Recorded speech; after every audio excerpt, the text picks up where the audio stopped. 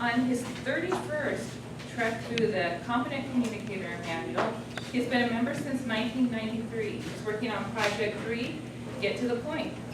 The project requires the speaker to craft a speech, main point supported by subpoints, with an opening, body, and conclusion. Tonight, Alan would like to share a few personal thoughts about what we learned here in Toastmasters, both in communication and leadership skills. His title is A Double-Edged Sword, Alan Mann.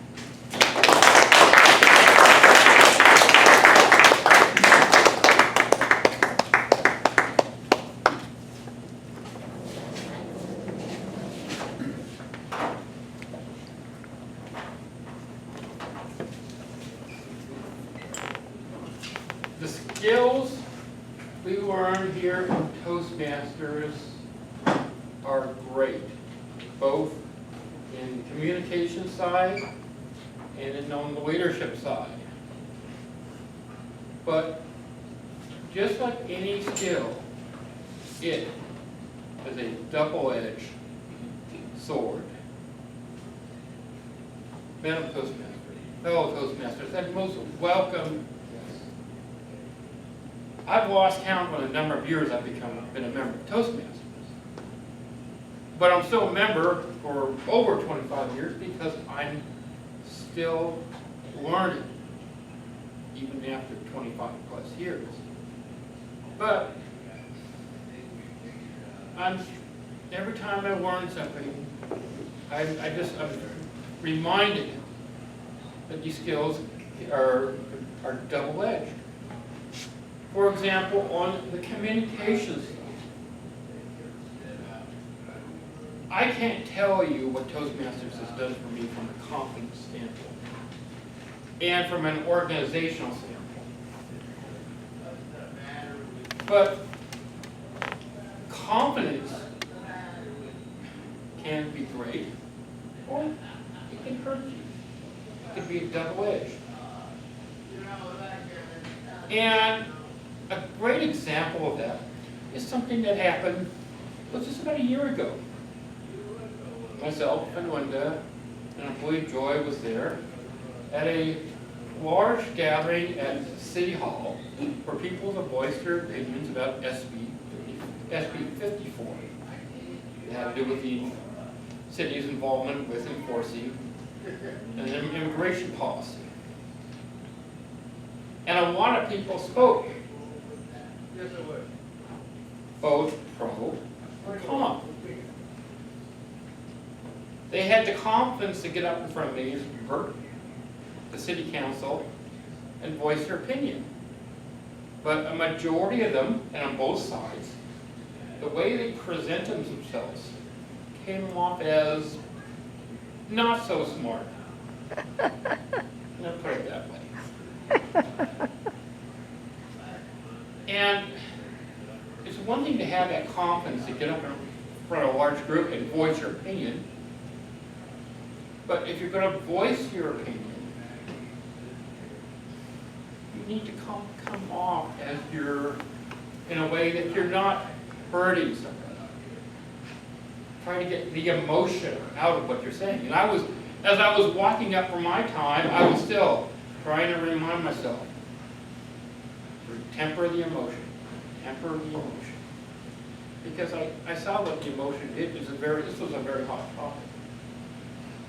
And I felt I did a reasonable job of presenting my position, the 2 to 3 minutes I had, without offending anybody. I even threw in a little subtle humor.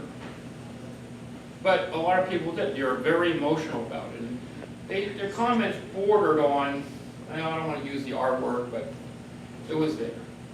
And Joy, you remember some of the comments on both sides.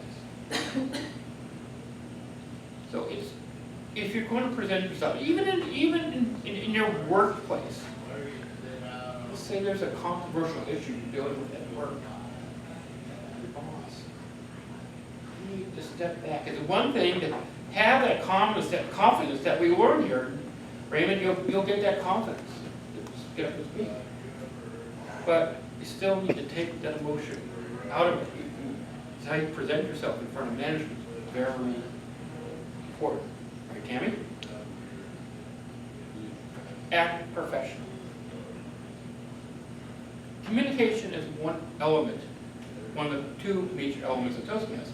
The second element is the leadership side. And there are opportunities for people to experience leadership opportunities, including outside the club.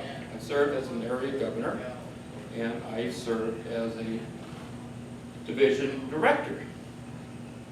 And when you're in a position, especially when you get up to be division director, even an area director now, they were area governors, people look up to you. And if you have that designation, DTM, Distinguished Toastmaster, people assume you're not a Lewishman. Now, unfortunately, that's not necessarily true. Just because I've attained Distinguished Toastmaster, I'm sorry, I do not have all the answers. I admit, I am not Yoda. Anybody who claims that they're Yoda having the Distinguished Toastmaster designation, I truly, they might be Lewishman. It's a major step in learning.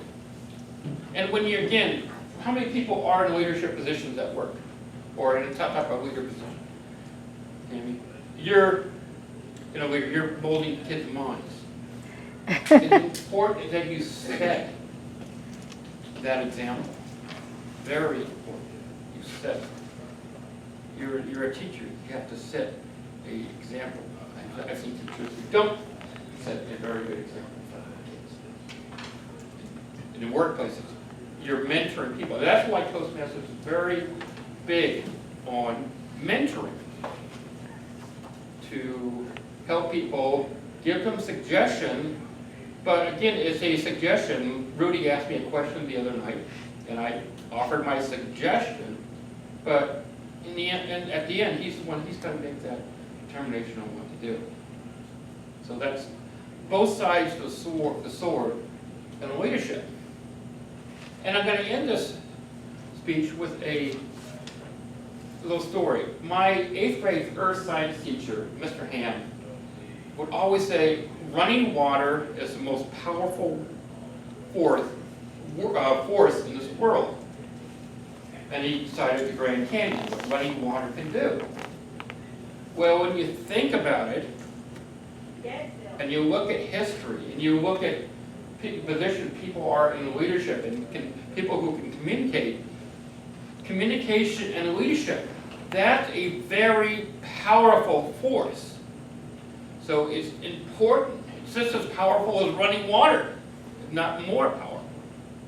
So it's important that you recognize, if you're in that position, when you're up here, or any position, work, outside, whatever, that you recognize that it's like that lightsaber in the forest, the good side and the dark side, that you recognize it and you know how to use it. Because what we learned here can be a double-edged sword. Is a double-edged sword.